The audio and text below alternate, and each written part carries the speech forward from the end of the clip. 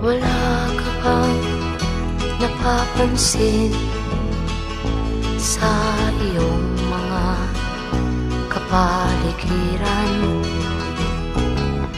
Kay dumi na ng hangin, pati na ang mga ilog natin. Hindi nga masamang pag-unlad at malayo-layo na rin ang ating narating.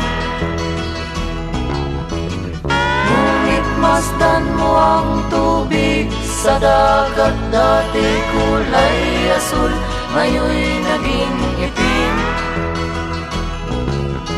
Ang mga duming ating ikinalat sa hangin, sa langit, huwag na nating paabutin.